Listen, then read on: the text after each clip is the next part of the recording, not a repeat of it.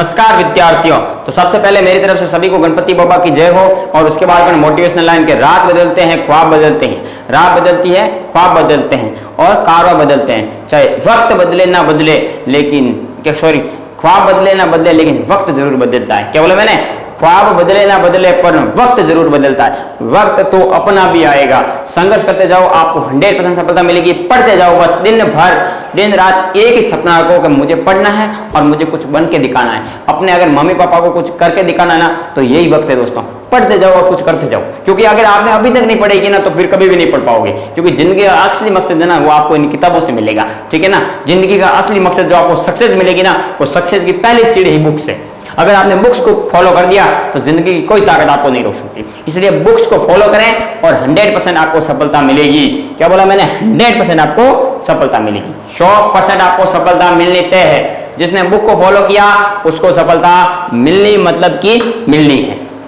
मिलनी मतलब की मिलनी। अगर 100% अगर आपने बुक को फॉलो कर दिया तो बोला आपको सफलता मिलनी है। ठीक है? तो आप देखो, तो अपने पिछली क्लास के अंदर एनिमल किंगडम यानी जंतु जगत के बारे में पढ़ा था, जिसके अंदर मैंने आपको कशेरुकी अकशेरुकी प्राणी के बारे में बताया था। पूरा पाई चार्ट बनाया था आपके सामने, है ना? तो मैं एक सेकंड के अंदर वो पाई चार्ट वापस बोल दूं आपके सामने पूरा का पूरा। तो मैंने सबसे पहले प्राणी लिया था। प्राणी मैंने दो प्रकार के बताए थे, कोशिक स्तर वाले, उत्तक स्तर वाले। कोशिक स्तर के अंदर अपने पोरीफेरा और उत्तक स्तर वाले अपने वापस प्लांट लिए थे, जिसमें अपने दो प्रकार के पढ़े थे। एक तो जिसमें बाह्य त्वचा अंतःत्वचा के रूप में, और दूसरा कौन सा पढ़ा था अपने, जिसके अंदर क्या होगा, बाह्य त्वचा अंतःत्वचा के साथ साथ क्या होंगे, बाह्य कंकाल के रूप में। ठीक है? इसके अंदर अपन ने पढ़े थे एनिलिडा मोलस्का था पढ़ा, जिसके अंदर देह गुहा पाई थी। इसके अंदर देह गुहा कौन सी थी? कूट देह गुहा। इसके अंदर कूट देह गुहा नहीं थी। फिर कूट देह गुहा वाले दो प्राणी पढ़े थे अपन, अंतःत्वचा बाह्य त्वचा वाले, जिसके अंदर चिकनी त्वचा थी वो वाले निमेटोड्स, और इसके अंदर अपन पढ़े थे सब, ठीक, इसमें सभी पढ़े थे अपने प्रोटोकॉर्ड्स, और इसके अंदर पढ़े थे अपन कॉर्डेट्स। फिर कॉर्डेट्स के 4 प्रकार पढ़े थे, इधर इधर से उधर। तो 4 प्रकार कौन कौन से पढ़े थे? एक तो कौन से सबसे पहले मैंने सल्क रहित वाला और जबड़ा रहित वाले और गोल मुख वाले सभी, उसको बोलते थे साइक्लोस्टोमेटा। दूसरे कौन से? जबड़ा युक्त और जिसके अंदर चिकनी त्वचा क्लोम द्वारा शोषण करने वाले, मछली पालन, और उसके बाद मछली वर्ग। और तीसरा कौन सा पढ़ा था अपने? तो तीसरा वर्ग था अपना जो तीसरा वर्ग था उसका नाम था अपने जिसके अंदर क्या बोलते हैं उसको, त्वचा सल्क वाली।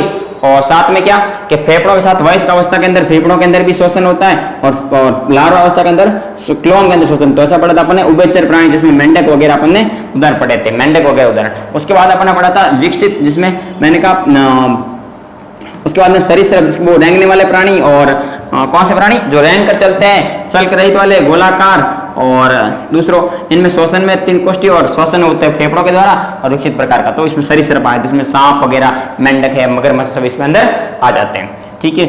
लास्ट कौन अपने उसके बाद में पक्षी पर पढ़ा था, जिसके अंदर मैंने कहा बाह्य कंकाल खोखला, अंतर से हड्डियां खोखली होती है और उड़ने में क्षमता होती है। ठीक है? सभी किसमें आते हैं? पक्षी वर्ग। लास्ट कौन सा? स्तन वर्ग, जिसमें कंकाल मुख सभी देह गुहा द्विपार्श्व समिति वाले सभी विकसित प्रकार के होते हैं। उसे क्या बोलते हैं? स्तनधारी प्राणी। कौन से प्राणी होते हैं? स्तनधारी प्राणी। तो ये अपने पाई चार्ट पूरा पढ़ा था यहाँ पर। ठीक है ना? ये पाई चार्ट तो मैंने सेकंड में आपको बता दिया, क्योंकि मुझे तो रटा हुआ है, तो आपको भी रटना याद हो जाएगा। याद हो जाएगा अगर आपने एक बार पढ़ना शुरू कर दिया तो, क्योंकि पढ़ना ही जिंदगी का असली मकसद है। जिसने पढ़ाई शुरू कर दी उसकी कभी भी कोई चीज पॉसिबल, इम्पॉसिबल नाम का कोई चीज ही नहीं है। मेरे डिक्शनरी के अंदर ये शब्द है ही नहीं, इम्पॉसिबल। क्या बोला मैंने? इम्पॉसिबल नाम का कोई शब्द ही नहीं है।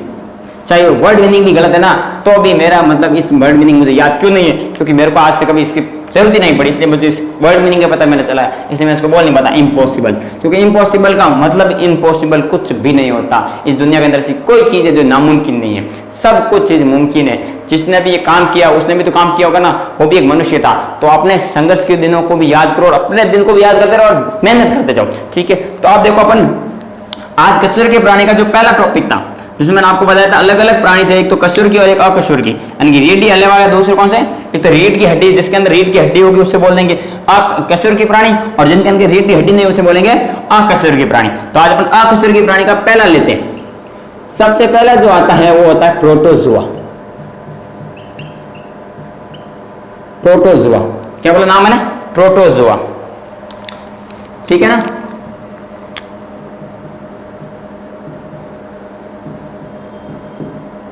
सबसे पहले प्रोटोजोआस, सभी प्राणी सभी प्राणी कैसे होते हैं? परजीवी। क्या होते हैं? परजीवी के रूप में, यानी दूसरे जीवों के अंदर रह करके विचरण करते हैं। ये परजीवी का मतलब है वे जीव जो किसी दूसरे जीव के अंदर रह करके अपना जीवन यापन करते हैं, उसे बोलते हैं परजीवी। प्रोटोजोआस अमीबीय प्रकार के भी होते हैं, यानी अमीबीय गति भी करते हैं धीरे धीरे कूटपाद द्वारा, ठीक है। और क्या होता है इसमें? पक्षमापी भी होते हैं, शीलिया और पक्षमापी और कशापी प्रकार के भी होते हैं। कैसे होते हैं? पक्षमापी और कशापी प्रकार के भी अमीबीय होते हैं, ठीक है। इसके अलावा ये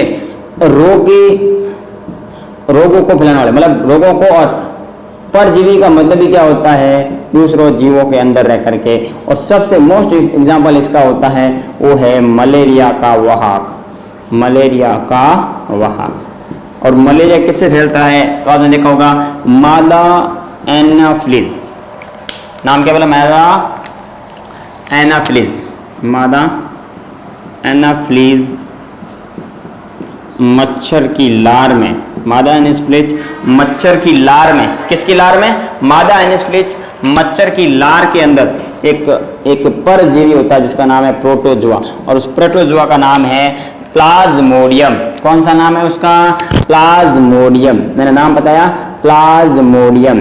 प्लाज्मोडियम कौन सा प्राणी? प्लाज्मोडियम, जो एक परजीवी होता है, प्रोटोजोआ होता है, जो मलेरिया का वाहक का काम करता है। तो प्लाज्मोडियम, प्रोटोजोआ, ये सभी काम कौन करता है? प्रोटोजोआ करता है। प्लाज्मोडियम भी कौन सा साथ में? वाइवेक्स वाला, ठीक है। जो सामान्य प्रकार का जो आपको मलेरिया आता है वो प्लाज्मोडियम वाइवेक्स द्वारा आता है। प्लाज्मोडियम मलेरिया में दो प्रकार होता है, सामान्य प्रकार का, एक डेंजरस प्रकार का।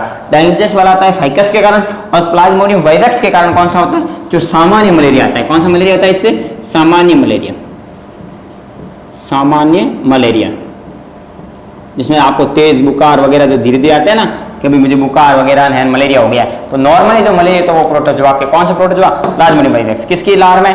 तो मादा एनाफिलीज मच्छर की लार के अंदर कौन सा होता है? Plasmodium vivax. तो इसी कारण होते हैं। तो ये प्रोटोजोआ प्राणी जो सभी प्राणियों के अंदर परजीवी के रूप में होता है, अमीबीय प्रकार का, कशापी पक्ष में पाए जाते हैं, लैंगिक जनन, अलैंगिक जनन सभी जनन कर सकते हैं, विषम पोषण वाले होते हैं, बहुकोशिकीय प्राणी होते हैं, ठीक है। क्या बोला मैंने? बहुकोशिकीय विषम प्रकार के प्राणी, ठीक है। और अपन कह सकते हैं इसके अंदर, और क्या कह सकता हूं मैं, और मेरे प्रकार में है, ठीक है, सभी चलने वाले प्राणी हो सकते हैं। इनकी कोशिकाओं में कोशिका भित्ति नहीं पाई जाती, भी हो सकता है कोशिका भित्ति भी इनमें नहीं पाई जाती।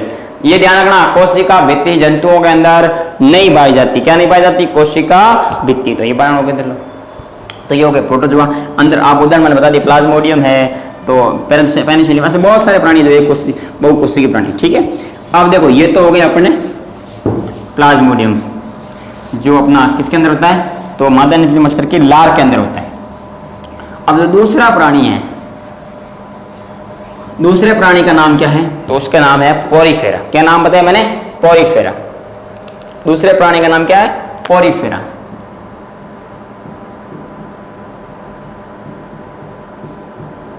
पोरीफेरा,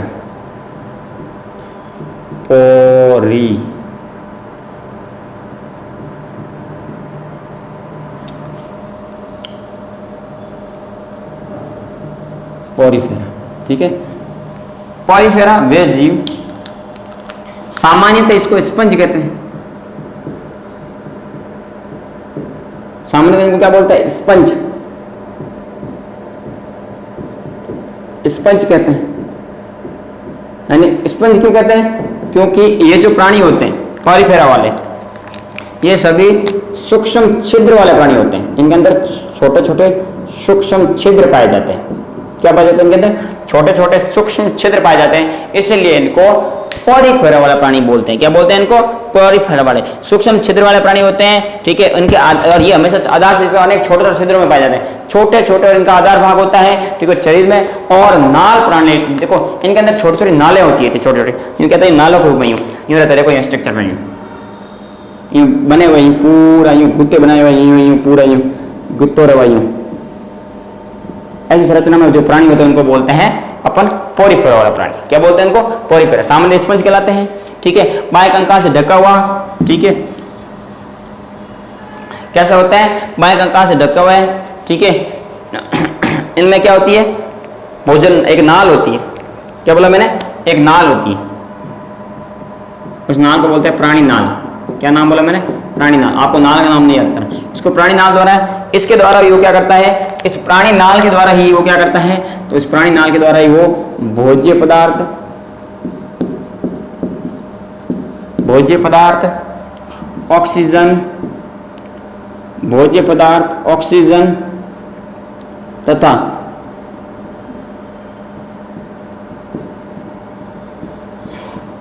बाहरी पर्यावरण से रक्षा करता है। बाहरी पर्यावरण से सुरक्षा होती है, सुरक्षा भी की जाती है। ये सभी किसमें होता है, तो पोरिफेरा संघ के प्राणी में। पोरिफेरा संघ के प्राणी ये सभी उसी प्राणी होते हैं, एक कोशिका जीव होते हैं, ऑक्सीजन व भोज्य माध्यम को शरीर के माध्यम से करते हैं। इनका शरीर कठोर और बाह्य कंकाल से ढका रहता है। क्या बोला मैंने? इनका शरीर जो होता है वो कठोर व बाह्य कंकाल से ढका रहता है और बाह्य कंकाल के साथ इनकी शारीरिक संरचना अत्यधिक सरल होती है, मतलब वो एकदम सीधा साधा सिंपल की तरह आपको सामने से मैंने बताया आपको सामने। तो कैसा होता है इनका जो शरीर होता है वो सरल होता है एकदम। कैसा होता है? सरल प्रकार का, बाएं कंकाल से ढका रहता है, बाएं कंकाल से ढका रहता है। ये सभी खासियत किसमें होती है? तो पोरिफेरा संघ के अंदर। सामंत स्पंज, स्पंज का मतलब होता है सूक्ष्म छिद्र वाले प्राणी। क्या होता है इनमें?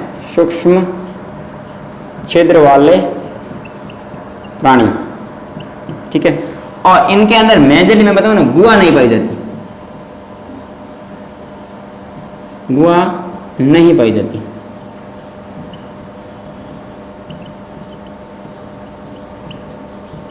ठीक है ना।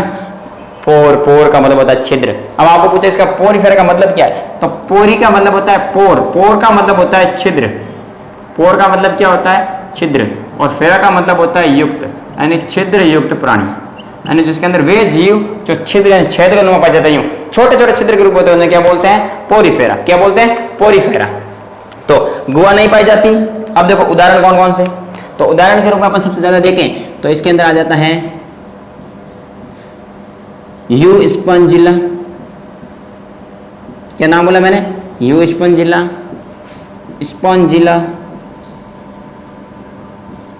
यू स्पंजिला। और आगे आपके यूप्लेक्लेटला। क्या नाम बोला मैंने? यूप्लेक्लेटला।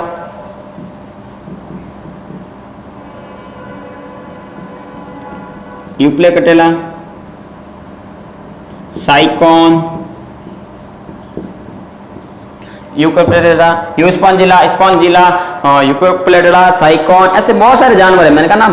तो ऐसे बहुत सारे जानवर है जिनका अपन नाम पढ़ सकते हैं। यूकोप्लेटला, प्लेटलेटा, तो ठीक है, साइकॉन, स्पॉन्जिला, ये सभी प्राणी किसके अंदर आते हैं? आपके पोरिफेरा के अंदर आते हैं। कैसे होते हैं? ठीक है, पोरिफेरा के अंतर्गत आते हैं। ठीक है, ये भी जीव आपको बता सकता हूँ लगभग आपको जंतु ये अपने ज्यादातर किस में रह सकते हैं? तो ज्यादातर ये अपने किस में रहते हैं? जल में भी रह सकते हैं, जलीय भी हो सकते हैं, अजलीय भी हो सकते हैं। ठीक है, अब देखो तो इसके अंदर उदाहरण कौन आ सकते? स्पंजिला, यूप्लेटा, साइक्लोन, ये सभी इसके उदाहरण। साइकॉन, क्या नाम है इसका? साइकॉन नाम बताया मैंने।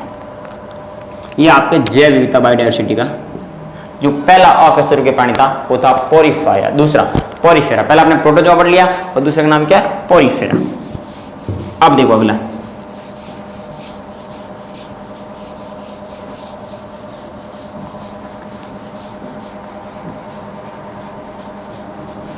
अब दूसरे का नाम है सिलेंट्रेटा। क्या बोला नाम मैंने? सिलेंट्रेटा। दूसरा जो प्राणी का नाम था वो था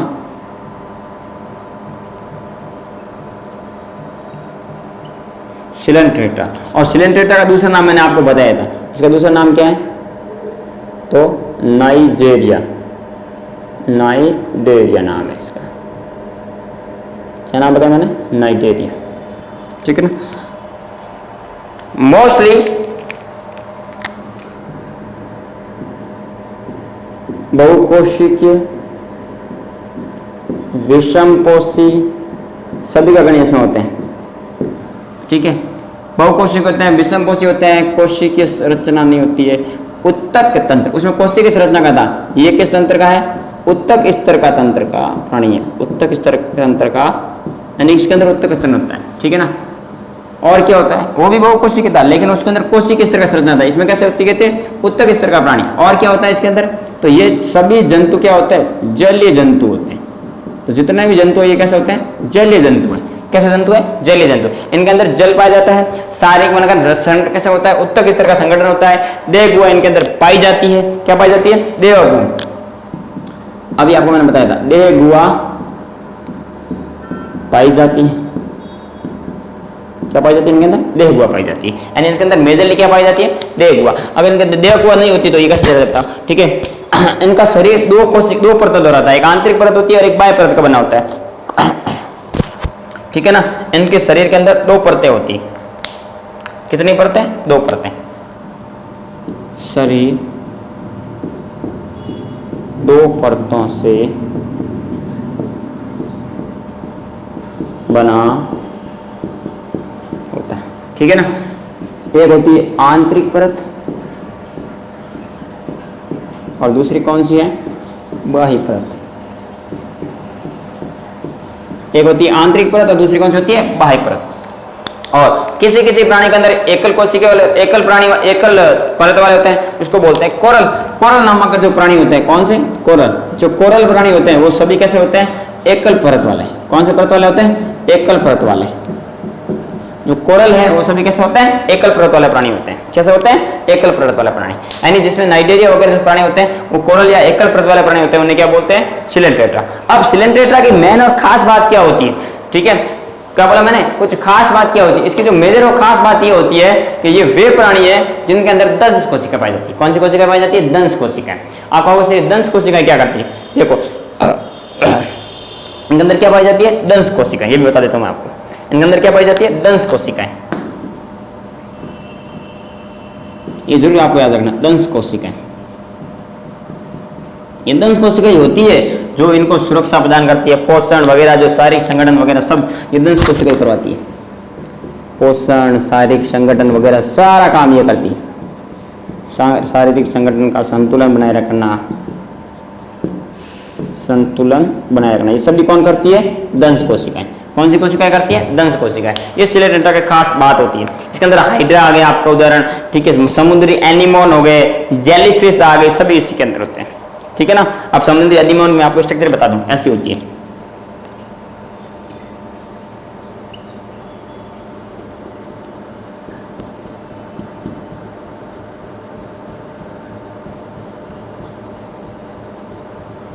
ये थैलेमस रचना होती है, ऐसे यूं पूरा बना हुआ रहता है।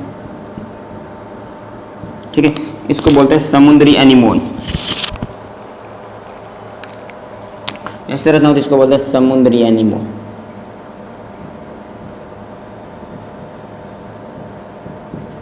और इनके ऊपर दंश कोशिका, इसके अंदर ये दंश कोशिकाएं भिड़ी रहती है। कौन सी कोशिकाएं रहती है? दंश कोशिकाएं, जो इसको पोषण वगैरह प्रदान करती है। क्या होती है इनके अंदर? दंश कोशिकाएं। ठीक है, ठीक है। जो स्पर्शक होता है, इन स्पर्शक को जैसे छूती है तो छूने पर जैसे स्पर्श लगा हुआ, स्पर्शक जैसे इसको छुएंगे तो दंश कोशिकाएं होगी, वो उसको खाना पोषण वगैरह प्रदान करती है। तो ये एनिमोन है, समुद्री कौन सा है? एनिमोन। तो इसके उदाहरण कौन कौन से हो गए? तो उदाहरण लिख लो आप इसके अंदर, उदाहरण, इसके उदाहरण।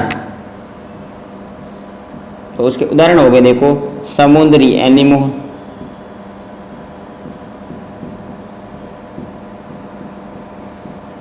ठीक है। इसके अलावा एनिमोन भी हो गए, हाइड्रा हो गए, ये सभी इसके उदाहरण हो गए। कौन से? हाइड्रा है, समुद्री एनिमोन है, ठीक है, आपके एनिमोन खुद हो गया, ठीक है, और आपके जेलीफिश हो गई। कौन सी फिश हो गई? जेलीफिश। क्या नाम बोला मैंने? जेलीफिश। इसका उदाहरण बहुत शानदार है, जेलीफिश। जेलीफिश एक फिश होते हुए भी क्या है? वो फिश नहीं है। आप कहते हो सर ये जेलीफिश, ये किसका प्राणी है? ये सिलेंट्रेटा संघ का प्राणी है, सिलेंट्रेटा। जेलीफिश, समुद्री एनिमोन, एनिमोन, हाइड्रा, ये सभी इसके उदाहरण हैं। ठीक है, तो ये हो गया आपके कौन सा संघ? तो आपके नाइडेरिया संघ, या जिसको बोलते हैं सिलेंट्रेटा संघ। क्या बोला मैंने? नाइडेरिया, या जिसको बोलते हैं सिलेंट्रेटा संघ। ठीक है, अब देखो देखो, अगर पूछे सिलेंट्रेटा को सिलेंट्रा क्यों कहता है? क्योंकि इनके अंदर क्या पाई जाती है? दंश कोशिकाएं, इसलिए इनको सिलेंट्रेटर्स को सिलेंट्रेटर्स बोलते हैं। वे जीव जिनके अंदर दंश कोशिकाएं होती है उसको बोलते हैं सिलेंट्रेटा। कौन से प्राणी बोलते हैं इनको? सिलेंट्रेटा। कौन से प्राणी? सिलेंट्रेटा प्राणी, सिलेंट्रेटा। ये हो गया आपके सिलेंट्रेटा भी कंप्लीट। अब देखो सिलेंट्रेटर भी हो गया तीसरा। अब चौथा क्या बचा, देखो सिलेंट्रेटर के बाद जो प्राणी आता है उसका नाम है अपना, देखो सिलेंट्रेटर के बाद अगर नाम आता है तो उसका नाम लिखते हैं अपन। तो बीच में आपको एक शब्द आता है, एक और प्राणी आता है जो संघ है, उसका नाम है टिनोफोरा। क्या नाम है अपना, टिनोफोरा। ठीक है ना। अब इसको ज्यादा कुछ खास नहीं पढ़ने, ठीक है ना। ये टिनोफोरा वे संघ है, वे प्राणी जो जीव सदीप्ति होते हैं, जीव सदीप्ति, जीव सदीप्ति यानी जीव सदीप्ति का मतलब है जो प्रकाश का उत्सर्जन करने वाले प्राणी। ठीक है ना, प्रकाश का उत्सर्जन करने वाले प्राणी, जो प्रकाश का उत्सर्जन करते हैं वैसे प्राणी कैसे कहते हैं, हाइमोनियम वगैरह बहुत सारे प्राणी। ये आपके सिलेबस में नहीं है, मैंने सिर्फ बताया आपको, ठीक है ना। कौन सा, वे प्राणी जो जीव सदीप्ति होते हैं, प्रकाश का उत्सर्जन करने वाला, उसको बोलते हैं टिनोफोरा। टिनोफोरा आपके सिलेबस में नहीं है, टिनोफोरा आपके सिलेबस में नहीं है। वे प्राणी जो जीव सदीप्ति होते हैं, जीवों को क्या करते हैं, प्रकाश का उत्सर्जन करते हैं, उन्हें बोलते हैं टिनोफोरा। ठीक है। अब देखो ये टिनोफोरा भी आपका हो गया। अब आपका बचता है प्लेटीहेल्मिंथेस। कौन सा हेल्मिंथेस, प्लेटीहेल्मिंथेस। लिखो है जरूरत आपको, मैंने कहा था प्लेटीहेल्मिंथेस, प्लेटीहेल्मिंथेस। अब देखो प्लेटीहेल्मिंथेस का मतलब क्या होता है। प्लेटी का मतलब होता है प्लेट, प्लेटी का मतलब क्या होता है, प्लेट या चिकनी। प्लेटी का मतलब क्या होता है, प्लेट या चिकनी। प्लेट यानी चपटी, सॉरी चिकनी क्या, प्लेट का मतलब क्या होता है, चपटी। प्लेटीहेल्मिंथेस का मतलब है चपटी, प्लेटी का मतलब होता है चपटी, और हेल्मिंथेस का मतलब होता है कर्मी। यानी वे प्राणी जो चपटे होते हैं, कैसे होते हैं, इनको बोलते हैं चपटे कर्मी। इनको क्या बोलते हैं, चपटे कर्मी। वो सभी कैसे होते हैं, प्लेटीहेल्मिंथेस के कैसे होते हैं, जो चपटे कर्मी होते हैं उनको सभी क्या बोलते हैं, प्लेटीहेल्मिंथेस। जिनके अंदर क्या होंगे, चपटा से चपाट के ऐसी संरचना होगी, एकदम ऐसी संरचना होगी। देखो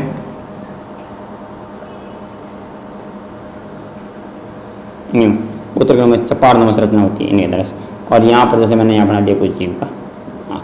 तो ऐसे सभी प्राणी क्या होंगे, चपटे कर्मी होंगे। क्या होते हैं इसको, चपटे कर्मी। क्या बोलते हैं इनको, चपटे के अंदर, जिसमें अंदर एसिटोब्लूम, जैसे इसको बोलते हैं एसिटोब्लूम, इसको क्या बोलते हैं, एसिटोब्लूम बोलते हैं, जो इसके अंदर पाया जाता है। तो ऐसे जो प्राणी होते हैं उनको बोलते हैं, इसको नाम, इसका नाम ही क्या है, लिवर फ्लूक। क्या नाम, लिवर फ्लूक होता है नाम। तो ऐसे प्राणी जिनके अंदर चपटे कर्मी होते हैं, जिनके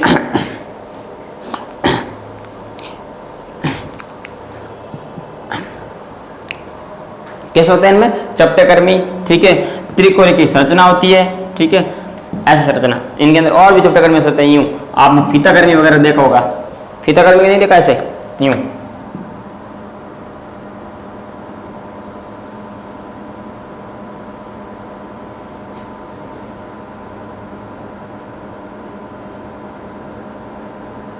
ऐसी संरचना होता है फीता कर्मी।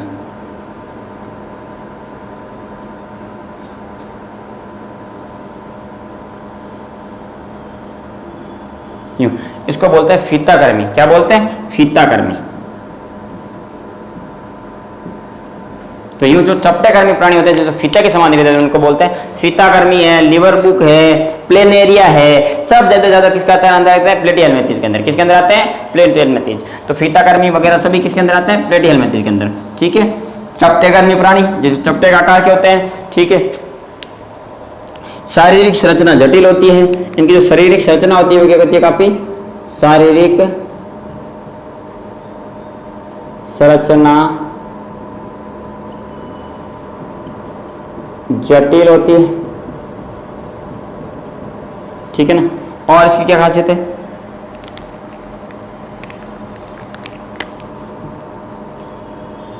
शरीर त्रिकोण की होता है।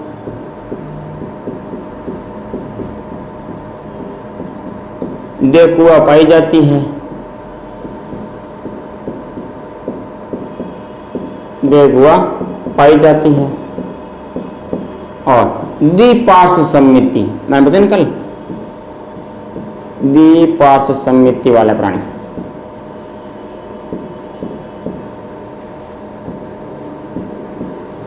वाले प्राणी होते हैं, वाले प्राणी होते हैं। यानी इनके अंदर कैसी पाई जाती है? द्विपार्श्व समिति वाले प्राणी होते हैं, इनके अंदर द्विपार्श्व समिति होती है। ठीक है, शरीर त्रिकोण की होता है, शरीर के दाएं बाएं भागों में संरचना में समान होती है, शरीर त्रिकोण की होता है, इसका उत्तक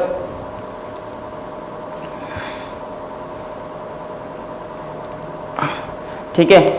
और इसके अलावा क्या होता है? द्विपार्श्व समिति वाले प्राणी होते हैं, इनके अंदर और क्या होता है? देखो द्विपार्श्व समिति, इसके अंदर 3 स्तर का शरीर होता है, इसके लिए इसको त्रिकोण की बोलते हैं। इसमें देखो आंतरिक भाग, आंतरिक स्तर, बाह्य स्तर,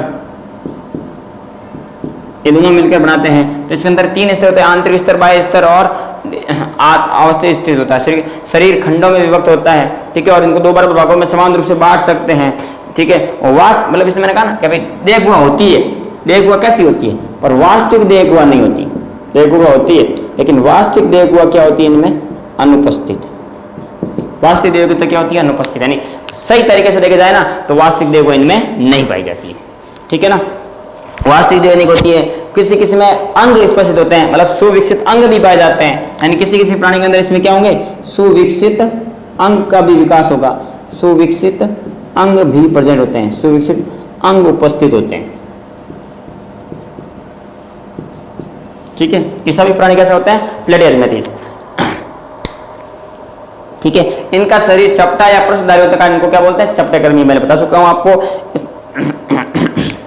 अब देखो इसके उदाहरण, प्लेनेरिया,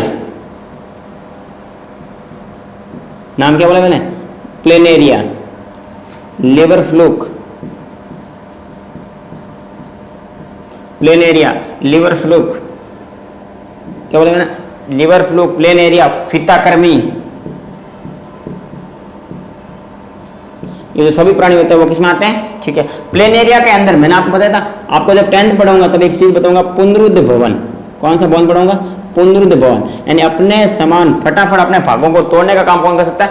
प्लेनेरिया। प्लेनेरिया के अंदर पुनरुद्ध भवन की क्षमता सबसे ज्यादा होती है। तो ये सभी जो प्राणी होते हैं वो है प्लेटिहेल्मिंथ्स के प्राणी है। और सभी और कुछ परजीवी के रूप में भी आता है, किसी शरीर के अंदर भी आता है, जैसे कुछ मनुष्य के शरीर के अंदर भी प्राणी रहते हैं, वैसे वैसे इसके अंदर भी होता है कि ये किसी और ये परजीवी के रूप में भी काम करते हैं। किसके रूप में? जैसे प्रोटोजोआ कर रहा था वैसे वैसे ये परजीवी का भी काम करते हैं। किसके रूप में? परजीवी में। यानी किसी दूसरे जीव के अंदर अपना जीवन यापन करते हैं, उसे बोलते हैं परजीवी। यानी किसी दूसरे जीव के अंदर रहकर अपना जीवन यापन करना क्या कहलाता है? परजीवी। प्लेटिहेल्मिंथ्स की खासियत होती है ये भी परजीवी होते हैं, शारीरिक साधन जटिल होती है, त्रिकोण की होती है, देह गुहा पाई जाती है, वास्तविक देह गुहा अनुपस्थित होती है, द्विपार्श्व समिति वाला प्राणी होते हैं, 3 स्तर आंतरिक सुविकसित पंख उपस्थित होते हैं, लिवर फ्लूक, फीताकृमि, सभी किसका उदाहरण है? प्लेटिहेल्मिंथ्स का उदाहरण। Thank you. ठीक है दोस्तों, इसके बाद अपन अगली क्लास के अंदर नेक्स्ट क्लास के अंदर वीडियो के अंदर इसकी डिस्कशन करेंगे। थैंक यू दोस्तों, इसके आगे अगले नेक्स्ट वीडियो से। Thank you.